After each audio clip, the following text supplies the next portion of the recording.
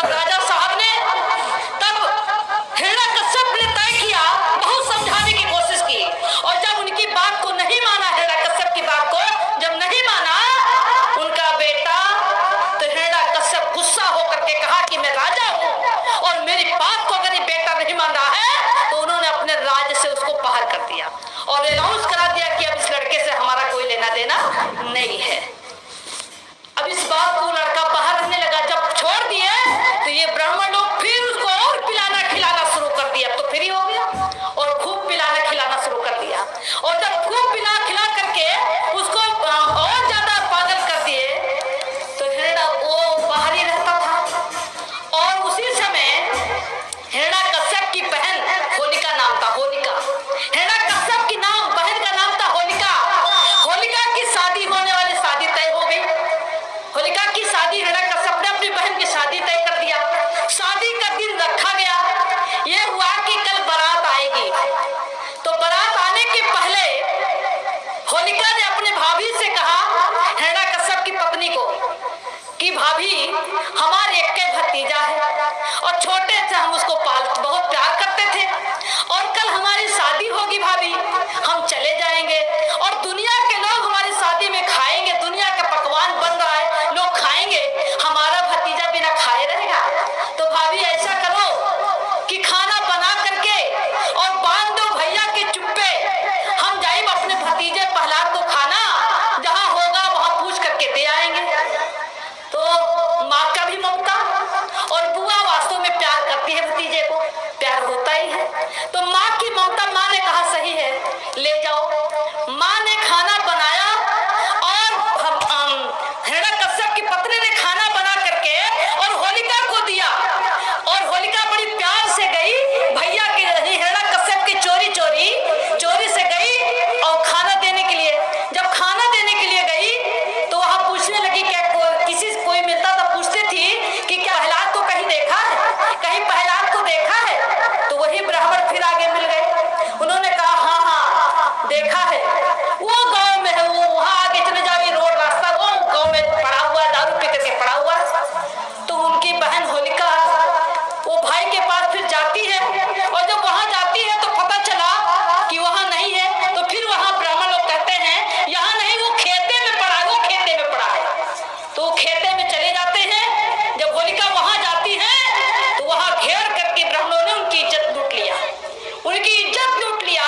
जब इज्जत लूट लिया उनकी, और वो खून से लथपथ थी, तो इन लोगों ने फिर सोचा कि इज्जत भी लूटा, खून से लथपथ है, ऐसी स्थिति में जब राजा को पता चलेगा तो राजा तो हमको मरवा देगा।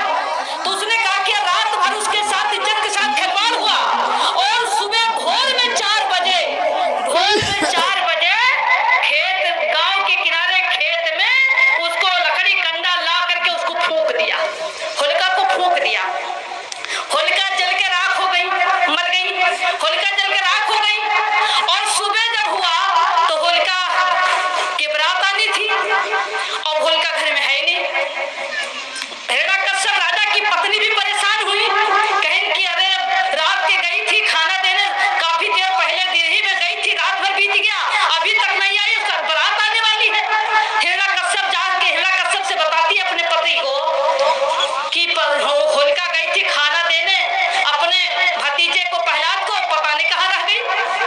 तो वो कहते हैं कहाँ है, उन्होंने कहा कुछ पता नहीं चल रहा है। तब राजा साहब ने अपनी खुफिया एजेंसी को भेजा, और खुफिया एजेंसी को भेजा पता करने के लिए, तो बहुत ढूंढे, नहीं पाए, वो तो जल के राख हो गई। तो जो शरारती लोग थे, कुछ लोग जो गांव के लोग थे, जो देखा था चुप्पे चुप्पे से खेल जो प्रहलाद के साथ होता था, तो राजा के खुफिया से उन लोगों ने बताया, और जब बताया तो उन लोगों को पकड़ा गया। उन लोगों को पकड़ लिए जिन लोगों ने मारा था होलिका को, इज्जत को लूटा था, मारा था, उन लोगों को पकड़ लिया। और पकड़ने के बाद उसने पूछा कैसे घटना क्या हुई, तो उन लोगों ने बताया कि ऐसे ऐसे प्रहलाद को खाना देने गई थी, और हम बहका के ले गए, उनके साथ इज्जत के साथ खिलवाड़ किया, और फला खेत में गांव के किनारे उसको मैंने कंडा लकड़ी से फूंक दिया। तब राजा को आक्रोश आया, और राजा को जब आक्रोश आया तो राजा ने उन 5 लोगों को अपनी तलवार की नोक से नोक से उसको चीर दिया, माथ पर चीर दिया और चीर करके गधा पे बैठा करके मुंह पे काली पोत करके और गांव में पूरा गांव घुमाया और सारे लोग कहे अबीर है। अबीर मतलब इसमें वीरता नहीं, एक कायर है। ये धोखा से हमारी बहन बेटी को मार डाला, इसने इज्जत को लूट लिया, इसको धोखे से मार दिया।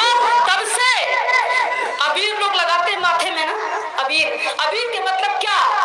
अबीर मतलब ये में वीरता नहीं है, ये धोखे से, पीछे से धोखा किया, धोखे से मार दिया। तब से लोग उसको अबीर लगाते हैं, तब उसका नाम पड़ा अबीर।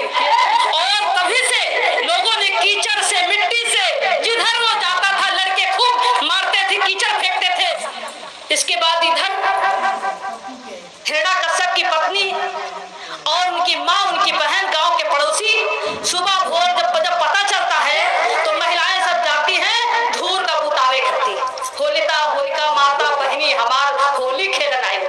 महिलाएं गाती है ना, बुझाती है पानी लेकर के और गाती है कि होली माता बहनी हमार, हम होली खेलन आई। नहीं, वो गाती नहीं, वो रोती है, वो राखी को टोती है, ढूंढती है कि कहाँ इसमें हड्डी बची है कि नहीं, और कह कर करके रोती, होली बहनी तो कहाँ चली है, कहाँ आएगी, धोखे से तो मार दिए। और मरने के बाद समाज के लोग भी इकट्ठा होते हैं और इकट्ठा होकर के कहते हैं कि हमारे समाज के साथ इतना अत्याचार, तुम समाज को इकट्ठा करके और समाज को सही रास्ते पर, वो कहते हैं अत्याचार करने वाले हैं, इसका हमें विरोध करना है। और उन्होंने विरोध करने के लिए समाज के लोग इकट्ठा, हर मोहल्ले में, हर गांव में इकट्ठा होकर के उसका विरोध करते हैं। और विरोध करने के बाद इन ब्राह्मणवादी व्यवस्था के लोगों ने होली का त्योहार बना दिया और त्योहार बना करके हमारे लोग बड़े शौक से होली खेलते हैं। हमारे लोग गुजिया खाते, हमारी माँ बहन की हत्या हो, हमारी माँ बहन की इज्जत लूटी गई हो, हमारे बहन के साथ शोषण हुआ हो, और इधर लोग खुशी में गुजिया रंग खेलते, त्योहार मनाते हैं। तुम्हारी हार, त्योहार के मतलब तुम्हारी हार। ये त्योहार हमारे लिए नहीं है। इसलिए भाइयों बहनों, हमको ये होली का त्योहार नहीं मनाना चाहिए। लेकिन हमारे लोग मानेंगे नहीं, हम कितना भी प्रयास करेंगे हमारी बात तो मानेंगे नहीं।